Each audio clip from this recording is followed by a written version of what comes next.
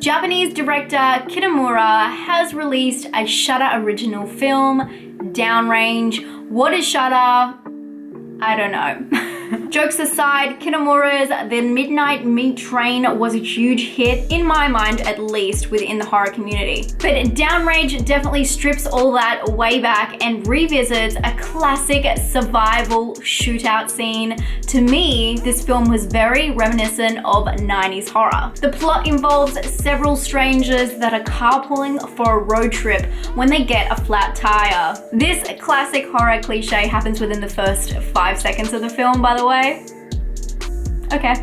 But what seems to be just a breakdown soon turns into a fight for survival when they find out that they are the prey in a sick shootout game. The film was released on April 26 in some countries. Sorry, I'll stop. But for me, it was very unclear which budget category this film fell into. It seems like a high budget independent film, which could be confusing to some viewers. But let's start with the setup. The film was constructed in a very teen slasher fashion. Happy young adults living free and young, and even some sexual tension in the air. Cut to the manic moment when they realize they have stumbled across a situation they cannot escape. And the pick-off begins, and let me tell you, the kills are totally worth it, and probably the thing that reminds me the most of the 90s, kind of early 2000 kills. Really dramatic deaths and the strange reactions to them. You know, one of these ones.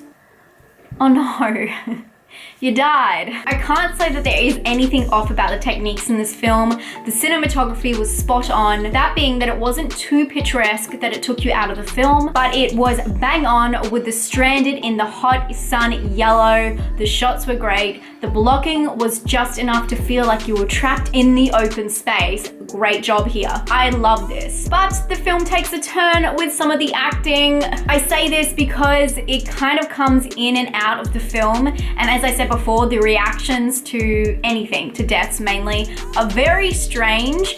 And then another thing that I felt was even weirder was there was these long kind of tension holding shots where it was in almost slow-mo, and they just held it for a little bit too long where you were like, this is a little bit awkward.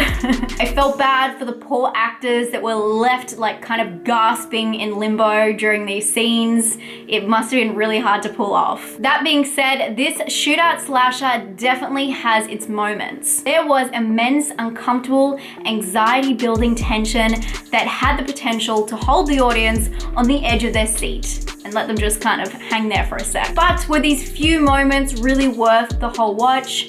For me, it wasn't a bad film, but there was definitely parts where I felt like I was just going through the motions. Sure, this is not a blockbuster, change the rules, spin-off worthy horror flick, but it does its job all right, and perhaps that's exactly what you're expecting. If you like the sound of this film and you typically like these kind of films, you'll probably like this film. It really does its job exactly how you think it's going to. And for that, I'm gonna give it a 5 out of 10. For scare, I'm gonna give it a 4 out of 10. And for originality, I'm gonna give it a 3. Have you watched DOWNRANGE? Let me know down below in the comments. I love reading them. And I'll talk to you guys very soon. Stay spooky. Bye.